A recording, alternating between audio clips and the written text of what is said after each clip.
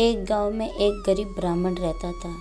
उसकी एक पुत्री थी जो सयानी हो चली थी। उसकी उम्र शादी लायक हो चुकी थी। ब्राह्मणी ने ब्राह्मण से बोला कि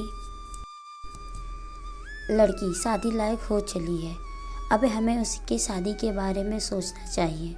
घर में कोई फूटी कौड़ी नहीं और तुम्हें कोई चिंता नहीं है। तो मैं क्या करूं?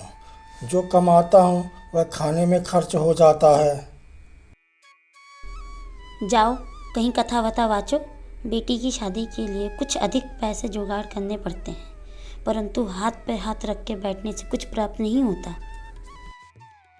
ब्राह्मण घर से निकला और पूरे नगर में घूमता रहा, मगर किसी ने उससे पूछा तक नहीं। शाम को निराश होकर ब्राह्मण अपने घर लौट आया और परेशान होकर बोला,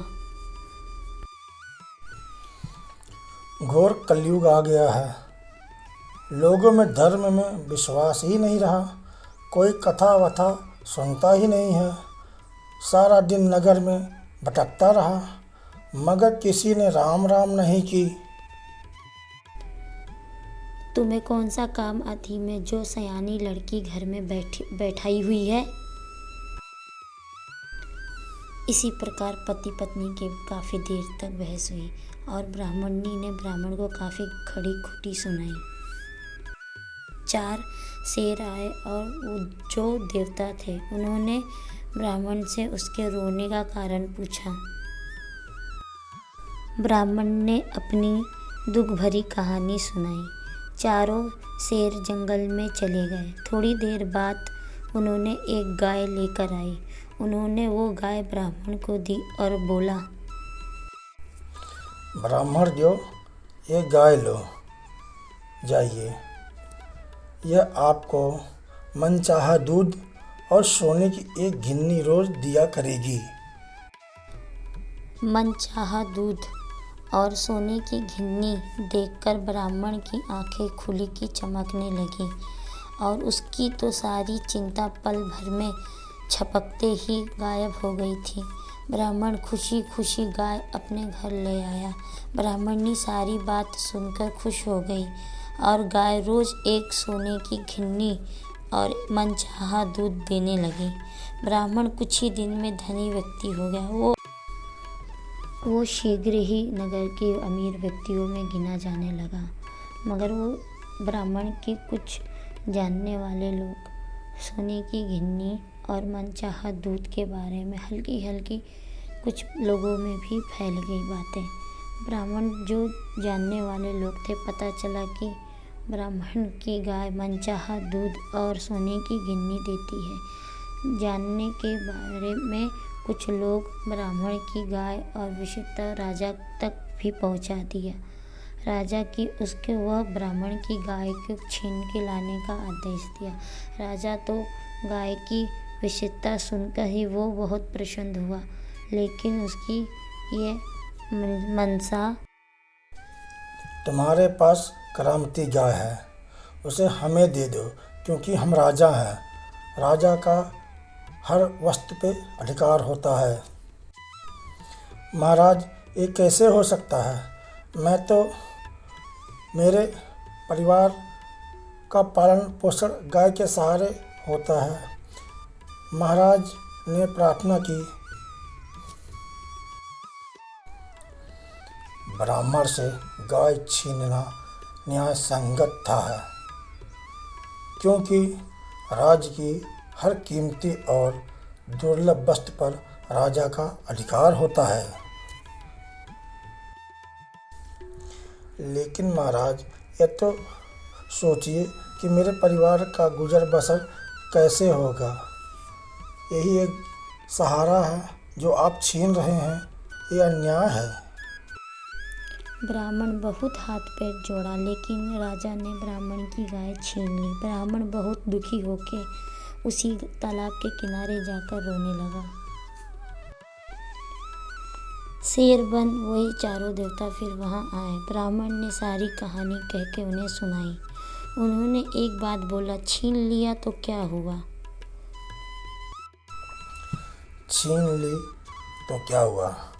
गाय जितना सोना दे सकती थी दे चुकी। राजा के बाद सिर्फ दूध देगी।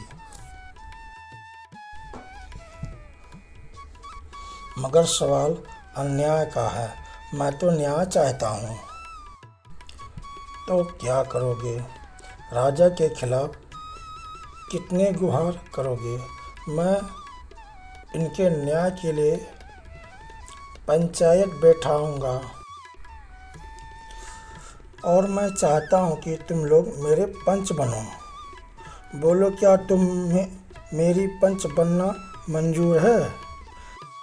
ब्राह्मण ने राजा के आगे पंचायत बैठाने का प्रस्ताव रखा।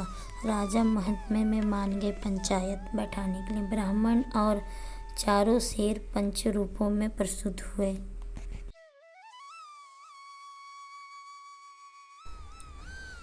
ब्राह्मण से गाय छीनना न्याय संगत था है, क्योंकि राज्य की हर कीमती और दुर्लभ वस्तु पर राजा का अधिकार होता है। सुनते ही एक शेर आसमान की ओर देखने लगा। दूसरे ने राजा की ओर एकटक शुरू कर दिया देखना।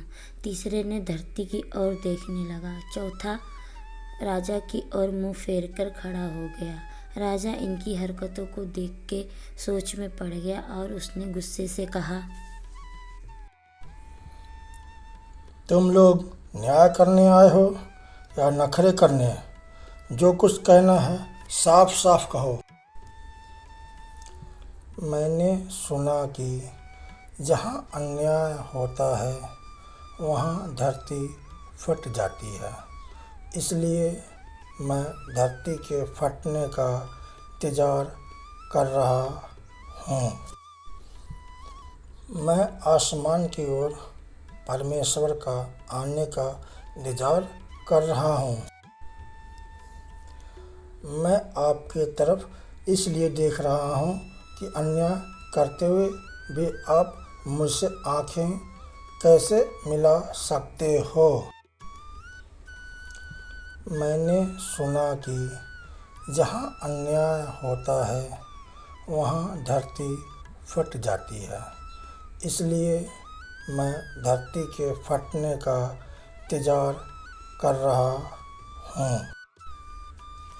मैं अन्याय का मुँह नहीं देखता, इसलिए मैं मुँह पीछे करके खड़ा हूँ। लो भाई, फैसला हो गया। न्याय मेरे पक्ष में है, क्योंकि ना तो परमेश्वर आए और ना ही धरती फटी। मैं बराबर तुमसे आंखें मिलाए खड़ा हूँ।